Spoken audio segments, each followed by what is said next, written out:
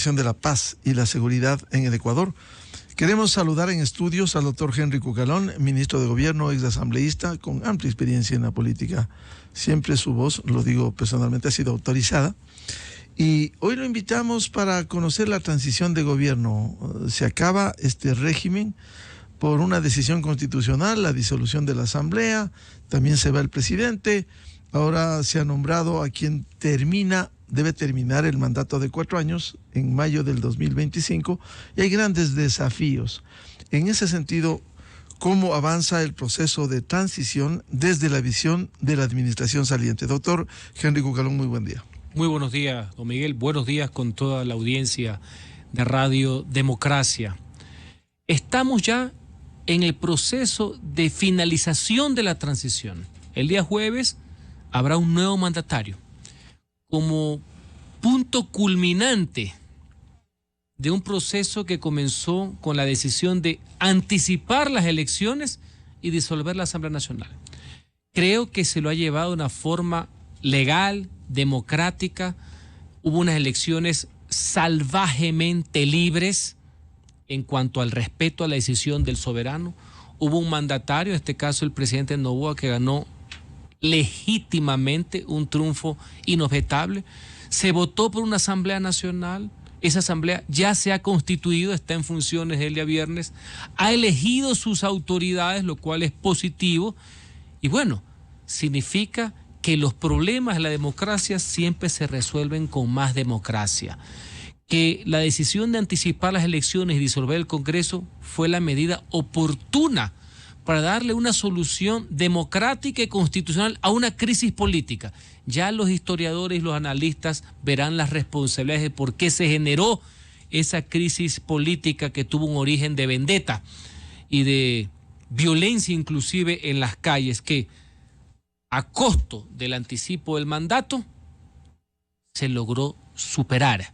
No hubo esa anarquía que se quería proponer solo con el fin de derrocar al régimen. Así que hemos tenido, y usted sabe, lo hemos conversado, la ciudadanía, reuniones de transición ordenada, responsable, con casi todos los ministros que ha designado el presidente Noboa, inclusive en algo que es inédito para el país y creo que es positivo y saludable.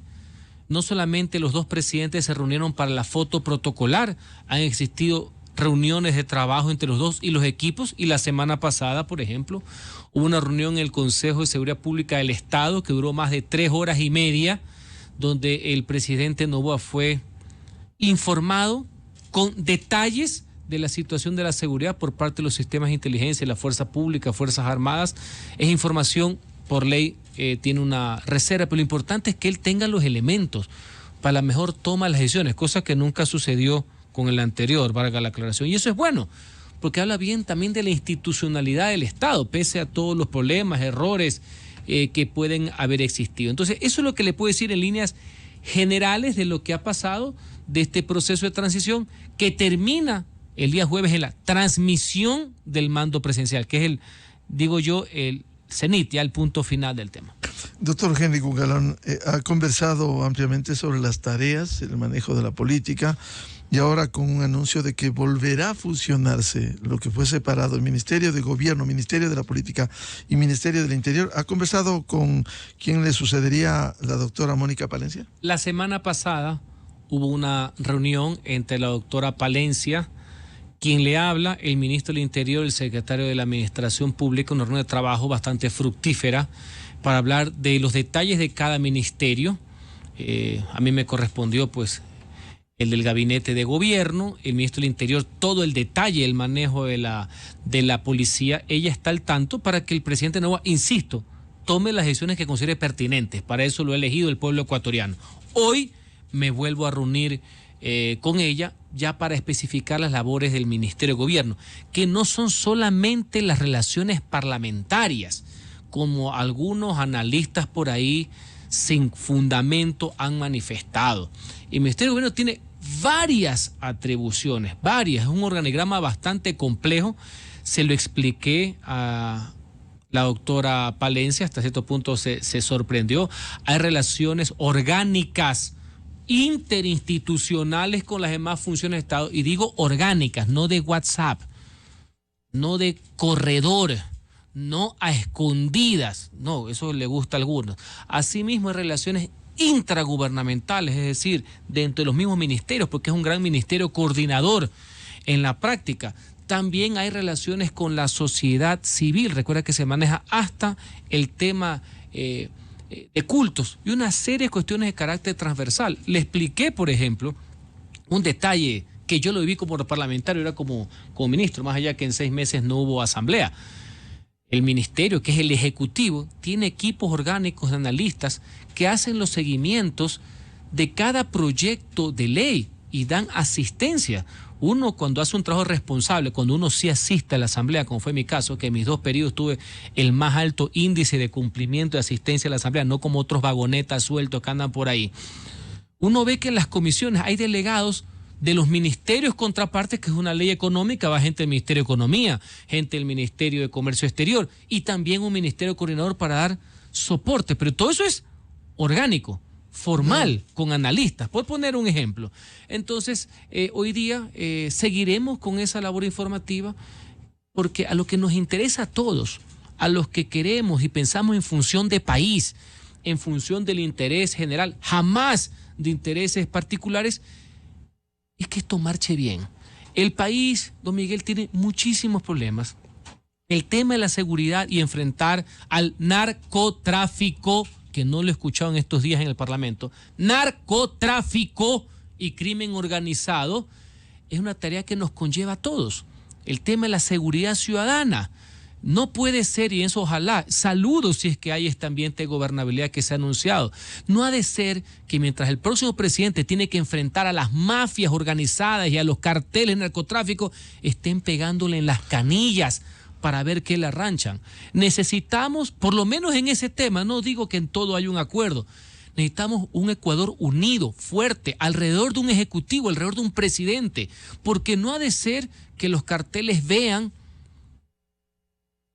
un Estado desorganizado cuando ellos como criminales sí están organizados. Me explico, yo sí creo en esos consensos básicos que los escuché en los discursos de estos días de los asambleístas. Ojalá que sea cierto, que haya un acuerdo sobre lo fundamental. En otros siempre habrá divergencias y no hay que temerles. Así la democracia, no en todo te pones de acuerdo. Y la manera en que tú zanjas esas diferencias es cada cierto tiempo de las elecciones, donde el pueblo le da su confianza a X o Y candidato. Pero en seguridad necesitamos un frente en común, un frente de país, ejecutivo, legislativo en lo correspondiente, el sistema judicial, la opinión pública, los actores sociales. En ese tema tenemos que tener una sola bandera, por poner el ejemplo. Por eso digo, a nosotros nos interesa que el nuevo gobierno le vaya de lo mejor. Solo entre paréntesis, vagonetas en la asamblea que han llegado a ser autoridades, pero no se trata de nombres, pero son realidades. Volviendo al tema del Ministerio de Gobierno, hay tanto trabajo en política y en lo que usted nos ha descrito, en las tareas asignadas. Desde su punto de vista personal, el fusionar con el Ministerio del Interior no es mucho en tareas cuando usted ha invocado el tema de la seguridad, que es tan fundamental.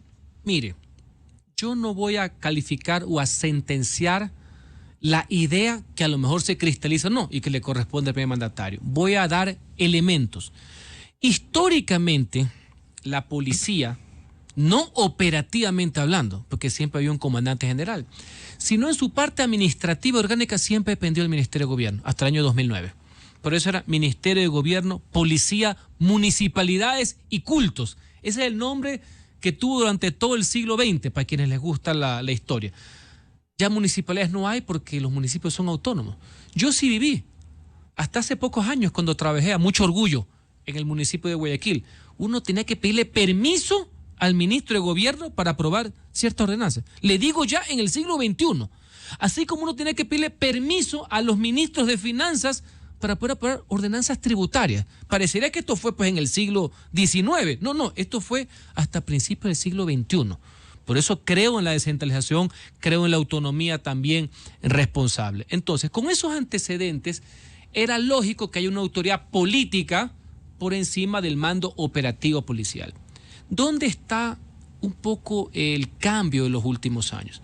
Antes la policía era un tema de delincuencia común y había lo que, usted se acuerda, lo que era hasta la policía política, los agentes, porque eran los que hace años, yo jamás, no se me hubiera ocurrido. ¿Usted se acuerda cuando los presidentes hace décadas a cualquier opositor lo mandaban arrestado, le ponían 30 sucres de multa y 7 días preso por faltar a la autoridad? O lo golpeaban los pichirilos, el caso de Velasco Ibarra. Ah, ya, bueno. O algunos mandaban a cerrar diarios, como El Comercio, como El Universo. Y para eso existía el ministro de Gobierno y la policía, para ejecutar la orden política del gobierno. Camilo Ponce Enríquez, que cerró El Comercio. Usted veo que me está siguiendo el hilo, ¿ya? Las facultades implícitas le llamaban, ¿no? Hacer lo que haya que hacer para impedir que un gobierno se caiga. Después coordinar acciones para el tema de enfrentar X tipo de crímenes. Hoy la realidad del Ecuador es otra.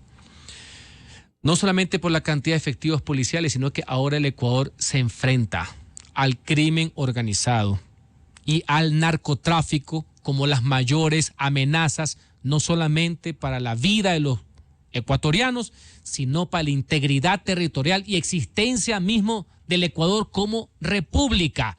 Y eso amerita un trabajo de 24 horas al día. Y ahora hay un mando operativo y orgánico jurídico mezclado en el Ministerio del Interior, que tiene que ver inclusive hasta con los ascensos, mandos operativos y contrataciones. Entonces, es un poco distinto a la esfera de hace décadas, a lo que vivió Andrés Vallejo, Lucho Robles, Vladimiro Álvarez, Galo García, Roberto Dun. ¿Sigo? Galo Martínez, me puedo quedar toda la mañana recitando unos 50 ministros de gobierno anteriormente. Entonces, bueno, esos son los elementos. No voy a calificar ni la pretensión ni la decisión. Ahora es mucho más complejo de antes y creo que las carteras ameritan tiempo completo en esa materia. A lo mejor puede ser que le den más peso al Ministerio del Interior en esa parte, porque a lo mejor el ministro de Gobierno es el propio presidente de la República.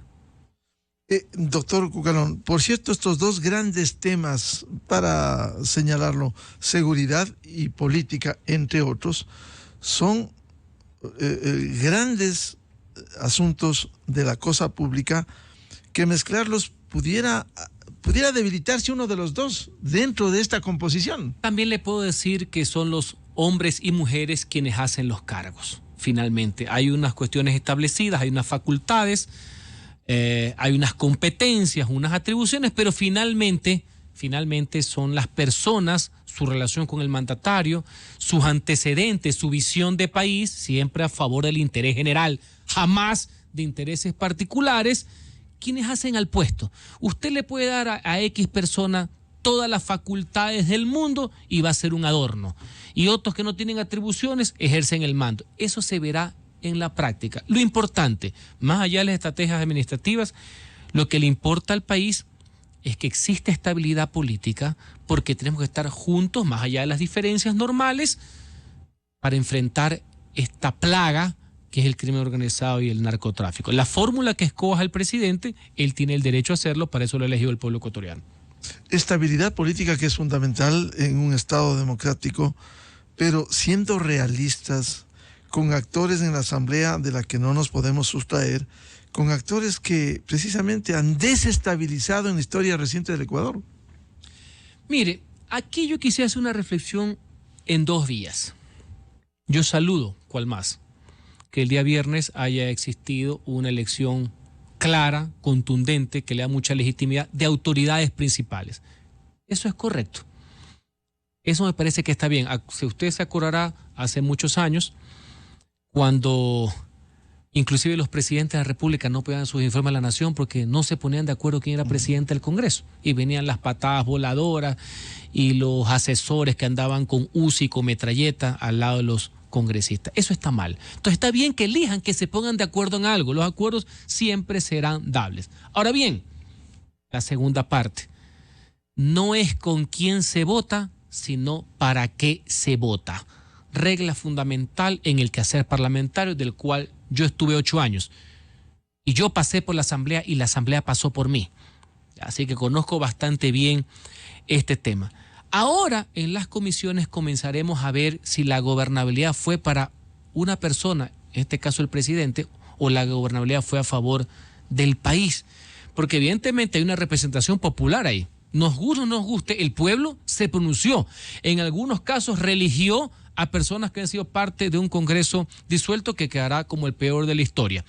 Pues bien, esa es la realidad política. Ahora, por los actos son los que van a terminar siendo analizados y juzgados. Yo lo he venido escuchando a usted a lo largo del tiempo, en estos días, y hoy día en la mañana, su preocupación válida de que personas que tienen como objetivo principal su razón de vida, la impunidad o traer de vuelta a una persona que está sentenciada, ¿cómo vas a poder concertar en otros temas? Y más si estás, por ejemplo, siendo mayoría, porque se la regalaron en la Comisión de Fiscalización. Bueno, tendremos que ver cómo se materializa el acuerdo. Entonces, ponerse de acuerdo jamás podrá ser negativo. Elegir autoridades principales con altas votaciones tampoco está mal, está bien. Ahora veremos en el día a día en qué consiste esa gobernabilidad, en qué consiste, para qué van a votar. Más allá o sin perjuicio de, como se dice, de los juegos pirotécnicos para algunos del tema de la fiscal, que estuve escuchando en la entrevista anterior. Hay un grupo político que de frente lo puso como tema de acuerdo, supuestamente no hubo consenso, de llevar a juicio político a la fiscal. A la fiscal la necesitamos, que es una persona que ha cumplido cabalmente sus funciones, necesitamos 24 horas al día investigando, acusando a los asesinos, a los violadores, a los que se han robado los fondos del Estado. Cuidado esta operación donde igual la van a llevar, más allá que no hay los votos, porque los socios de la componenda han dicho que no. Cuidado, distrae la atención y una vez más nos pone débil. Señores, hablemos de los conceptos. Y yo no soy un caído de la hamaca en esto. Un proceso de juzgamiento político, más allá que no tiene los votos, van a hacer que aparezca un ministerio público, una fiscalía débil ante los criminales, ante los narcotraficantes, hacia los asesinos, mientras unos cumplen su cometido de llevarla por llevarla y los otros cumplen su cometido de no votar por su destitución. Pero en el interín nos vamos a tirar algunos meses de desgaste, y ese es el núcleo de mi idea fuerza que quiero dejar. Cuidado, señores. No mostremos a un Ecuador desorganizado y debilitado cuando el crimen organizado está más fuerte que nunca. Ya Tomás, le voy dejando ahí un criterio. Porque en el interín no van a dar los votos, pero le van a hacer conocer a esa persona que no va a dar los votos. Entonces, ¿para qué hacemos esto? No digo que no exista control político. Esa institución es sujeta a control político. Obvio. Cruces de información, ir a una comisión, etcétera. Pero hay otros intereses trasfondo. Ahí hay un ánimo de vendetta, señores. Estamos claros, porque ella fue la que lideró un proceso que conllevó a una sentencia a uno de los líderes de este acuerdo parlamentario. Doctor Cucalón, entonces esto pudiera desgastar la institucionalidad a sabiendas del papel que ha cumplido la fiscal general. Y que tiene que seguir cumpliendo. Ya no solamente el pasado por los cuales uno de los miembros del acuerdo está picado. No, estamos hablando de las acciones que está tomando hoy día. Ella es la que está llevando adelante el caso del asesinato de Villavicencio. Ella tiene casos muy importantes, no solamente políticos, sino contra el crimen organizado y el narcotráfico. Ella es quien lidera esa lucha, es la fiscalía. Por eso es que se reúne en Estados Unidos con el fiscal general, con el attorney general, con el ministro de Justicia, que ya son 3 funciones en una, ¿no? Por eso decía, un juicio político de estas condiciones, lo que pudiera intentar, más allá de los votos, si no hay los votos, es prestarse para una debilidad de una institución que debiera estar fortalecida. Sin duda alguna, sin duda alguna. Entonces vamos a ver quién se presta, no solamente para no votar, que no lo hacen porque tengan razón o no, no porque tienen miedo. Ese es otro análisis que lo haremos después que salga el ministerio. Es ni siquiera prestarse para el sainete, que no ayuda en los actuales momentos a lo que el Ecuador debe estar unido para poder enfrentar ese sí flagelo en común. Por tanto, ¿usted cree que no debiera haber ese juicio político a la fiscal? No digo que no haya control. Ya. No, sí. Juicio porque le cae mal que la tesis, ya sabemos, pues si lo han dicho. Mire, en este sentido la política es muy fácil de leerla, porque es un claro tema de vendetta, punto y se acabó. Doctor Cucalón, en ese sentido, usted que ya este jueves dejará el Ministerio de Gobierno ¿cuáles serán sus actividades posteriores? Sin perjuicio de regresar a la academia con mayores conocimientos prácticos del manejo de lo que a mí siempre me ha apasionado, que es lo público, y defender el interés general, no intereses particulares, seguiré preocupado por la realidad nacional, seguiré aportando, seguiré dando ideas. Yo estoy consciente y aprovecho para agradecer siempre la oportunidad que me ha dado. Yo tengo una voz. Yo tengo años de experiencia. He cumplido 25 años de servicio público. Tengo opiniones basadas en hechos. No digo que soy dueño de la verdad. Tengo la predisposición, las ganas de seguir luchando por las causas que creo que nos deben unir a todos. La inclusión, la seguridad ciudadana y una economía que funcione para todos, con énfasis en los más pobres. Así que mi contingente está ahí y espero seguir bregando, apoyando por las causas, más que los temas ideológicos que los conozco, pero que tienden a dividir. Tenemos que unirnos a favor de las causas, y mire que le he dado 3, por poner un ejemplo. ¿Y por qué no lograr un frente común, un frente de país, al menos en estos 3 temas que usted ha señalado, la inclusión, la seguridad, la economía? ¿Por qué no hay cómo? Conmigo cuenten. Yo sí creo en mi país. Yo quiero lo mejor para mi país. Yo sí sé hacer país. No soy una persona sectaria, soy una persona que ha cometido errores, que es otra cosa, pero no soy sectaria. Yo quiero lo mejor. Yo no quiero que mi futuro esté marcado por el desastre de otros. No. Para poder ayudar y hacer mi futuro, yo tengo que ayudar a construir otros el suyo. Yo quiero que al gobierno le vaya bien, que a todos nos vaya bien. Y dentro de eso, después el pueblo califica quién lo puede hacer mejor. Pero tú no puedes edificar una carrera política en base a ponerle el pie a otras personas. Así que el país vive momentos acuciantes y necesita del apoyo de que todos sumemos nuestro granito de arena, principalmente en los temas que le he dicho. En otros siempre habrá contrastes, habrá choques conceptuales, los cuales son buenos, son enriquecedores. El debate, cuidado también, una cosa es no pelear por pelear, que yo no creo, y otra cosa es pasar a lo intrascendente, ¿no?